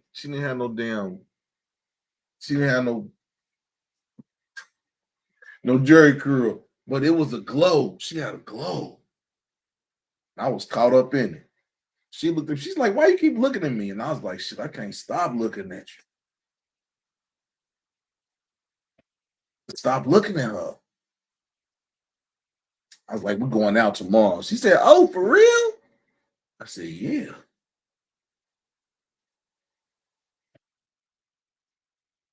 I called her at 10 o'clock the next morning. They say, man, don't call. No, I wanted her. So I called her at 10 o'clock. "What we doing? Where we going? What's the plan?" And she said, "Whatever I wanted to do." She should have never told me that. I kidnapped her for 8 hours. But it was a mutual kidnapping. She kidnapped me too. Because she don't know she had me wrapped up in her web. Wrapped up in a web. And I know y'all probably don't want to hear this, but man, I told you my life, how it comes. I'll tell y'all. But We met at 1 o'clock. We got some lunch. Lunch was good.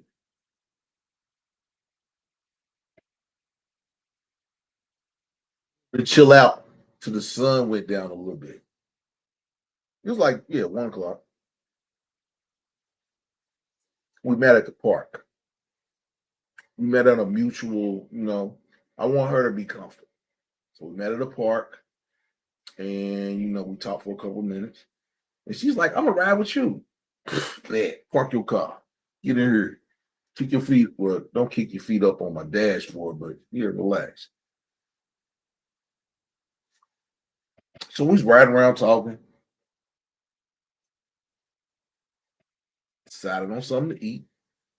Went there. Everything was just it was just so much feminine energy coming from her side. I don't know. I don't know. She might not want me to keep on talking about this stuff. So it's the only conversation I'm talking about this. But the date was great. The food was good. And I had a cooler made. I had some cold water and some wine. We didn't drink none of the wine or none of that stuff, but I had cold water and I had a cold rag. Stuff to just make us feel good. But after we got done eating, I was like, well, what you want to do? She's like, with you. I was like, ooh, wee. So y'all know I had to wrap her up. I had to wrap up in the cape. Put in the cape, and it was over with, y'all. It was over. It was over. I'm a charming type of guy. You show me you a good woman. When somebody show you who they are, believe them and act on it. Usually you say that about something bad, but when a person act on it. I wanted her to know how I felt in that time that we was kicking it. I had such a good time. I know some people's mad, but I'm sorry. I got to tell my life how it is. I know it's some people that's mad. I'm sorry. But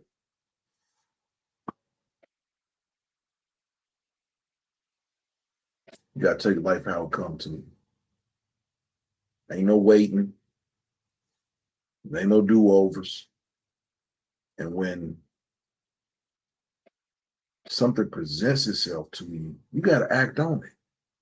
Because what I was saying, I got kind of off the subject because I was talking about her. But I say this to any man out there, any woman out there, any woman out there, any of them, you got a 50% chance by just speaking. You got a 50% chance by just speaking. And the only thing she can say is no. The only thing she can say is no. It might be embarrassing, but fuck it. She can't do nothing but say no, man. Any woman that you see out there, you got a 50% chance of success.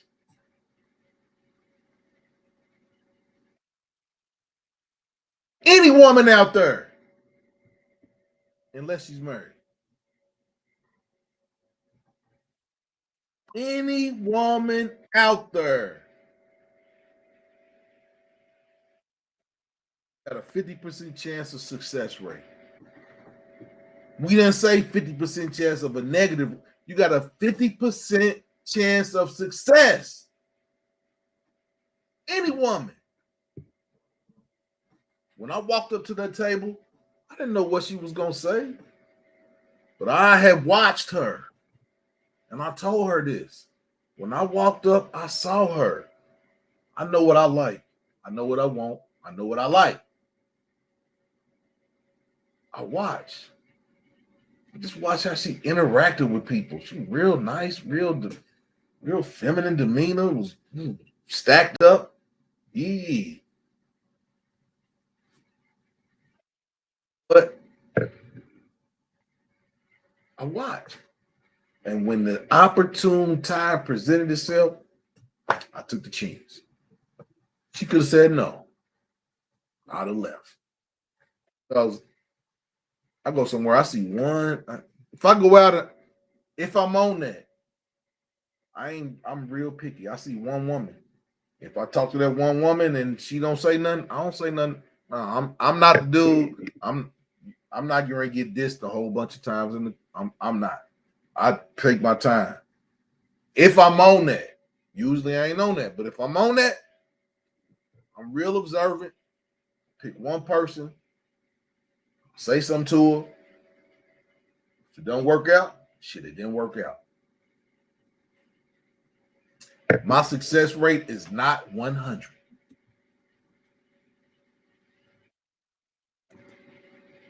My success rate is not 100. But any woman, brothers,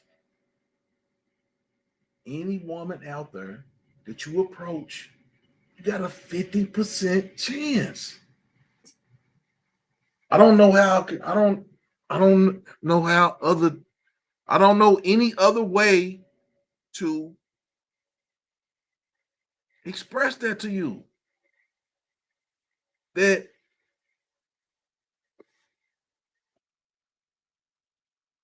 it's out there. You just got to be patient.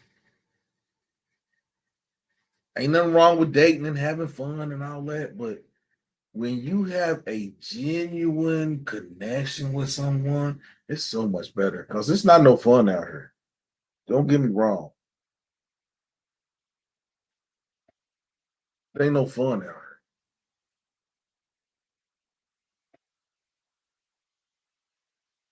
It's fun dating. It's fun going out, having a good dating. Ain't nothing fun about that.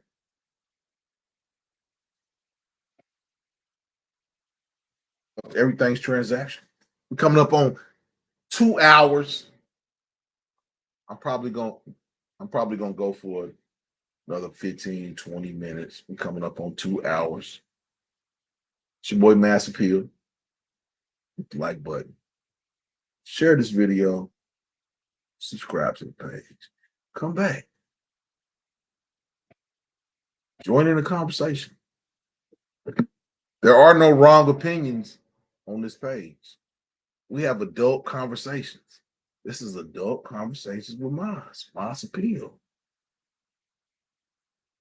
We have adult conversations. We don't argue. All opinions are valued. There is no opinion that's bad because it's your opinion. There may be somebody in the chat that agrees with your opinion.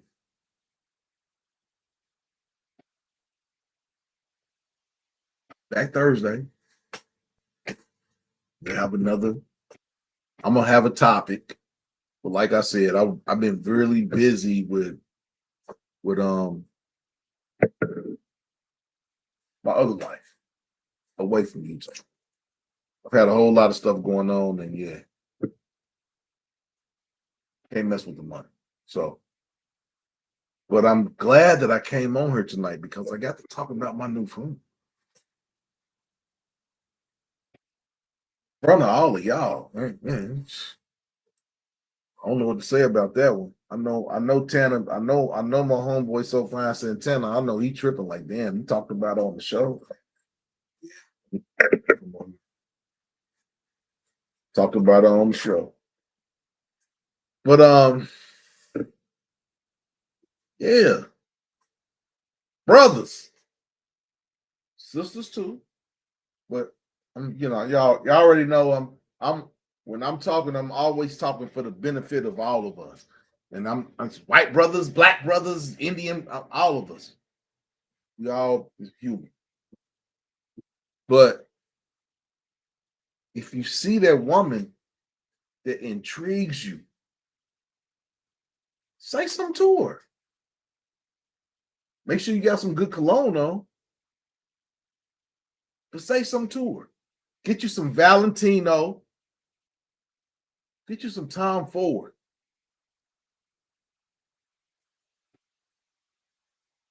Valentino, Tom Ford, Creed, I like polo too. I can't never go wrong with polo. I can't never go wrong with polo. I can't never go wrong. It is what it is. But approach her. Approach her, brothers. She can't do nothing but say no. And you just walk off.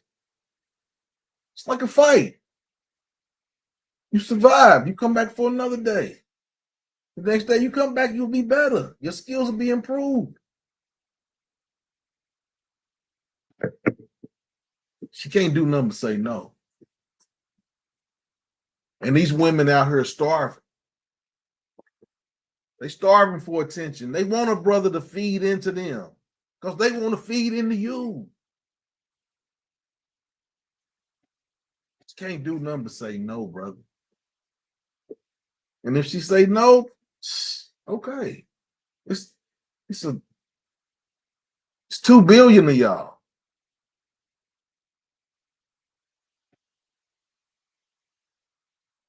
One woman tell you no, man. That ain't the end of the world. That was just the end of that chick. It's just the end of your physical life for that woman. That's all it is. It's another one. You're gonna meet the right one. You're gonna meet the right one.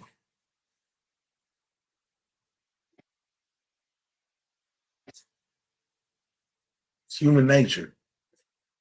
You're going to come into contact with the people you need to. It happens in due time.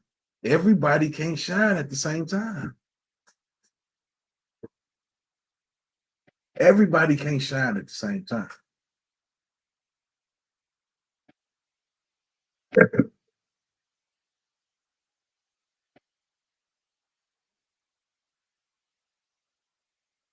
So, I gave y'all the story of my date. I usually don't talk about myself, but sometimes things are warranted. You get this shit. Yeah,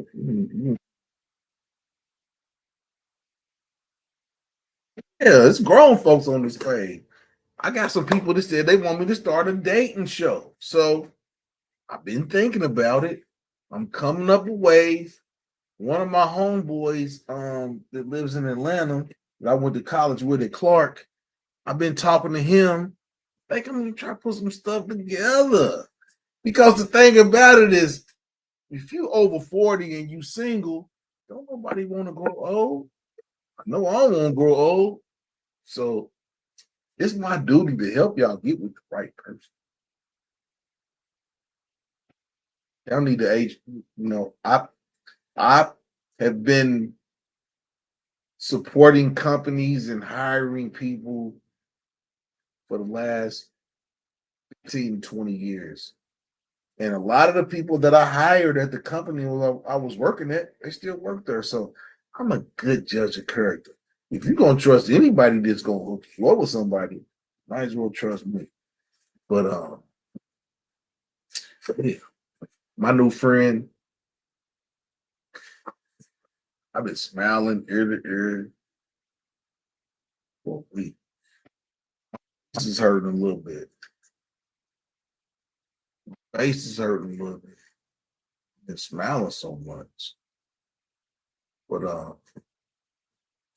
appreciate everybody that hung out with your boy tonight. Tuesday, we always got to give thanks to the Most High. We got to talk about Diddy a little bit, Jay-Z, Beyonce. I didn't get on Donald and Kamala, but we got Thursday to do that.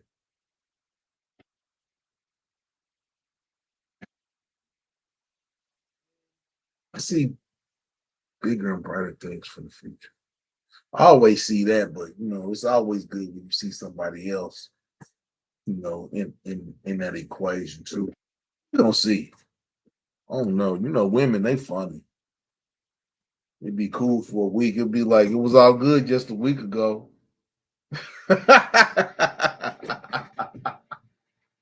It was all good just a week ago. Now it's all bad. We're not even going to say that. Yeah.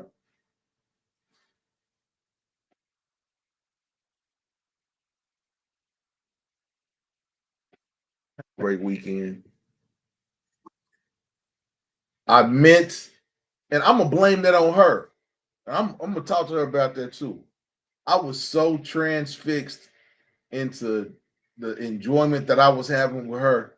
I didn't even get no video from Oktoberfest this weekend. I didn't get no footage, no video.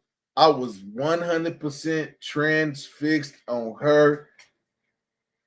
I didn't even when we went to lunch and ate, I had my phone in my book bag. I didn't even want my I was so transfixed, y'all. I'm gonna tell y'all, if y'all ever get to meet her, she's a beautiful woman. She's real beautiful. Smart.